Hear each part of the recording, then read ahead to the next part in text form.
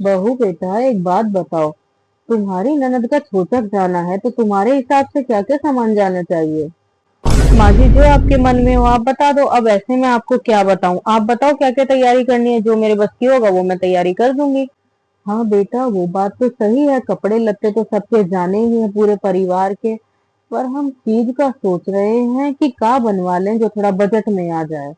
माँ जी एक काम करो, बेबी के लिए गोल्ड का ओम देख लो आप गले के लिए, और एक बेबी की अंगूठी बनवा लो, और दीदी के एक पंजेब बनवा लो। अगर आपका बजट है तो उनकी सासू माँ के लिए भी एक पंजेब देख लो।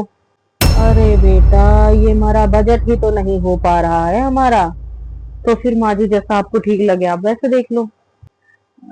अरे नहीं बहू बेटा, वैसे अगर हम कुछ बात बोले तो बुरा तो नहीं मानोगी ना। जी माँ जी आप बोलो, मैं बुरा क्यों मानूंगी आपकी बात का। बेटा वो जो तुम्हारा गोल्ड का सेट है शादी वाला, अगर तुम हमें अभी वो दे दो तो हम अपनी बेटी को चढ़ा देंगे। माँ जी आपकी बात ठीक है, पर वो मेरी शादी का सेट है, ऐसे कैसे दे दूं, और वो कोई छोटी मोटी चीज थोड़ी है। आज की डेट में उसकी कीमत क्या है आप खुद देखो।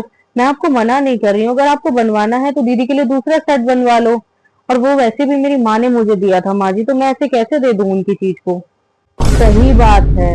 हमारी बेटी अब तुम्हारी कोई सगी बहन थोड़ी है। अब तुम्हारी सगी बहन की बात होती तो शायद ये बात ना बोलती तुम जो अब बोली हो। रहने दो, हमें नहीं चाहिए तुम्हारा सेट, हम अपनी बेटी के लिए अब सेट ही बनवा लेंगे खुद। चाहे हमें कर्जा लेकर ही क्यों ना बनवाना पड़े, लेकिन अब देंगे तो हम उसे सोने का सेट ही।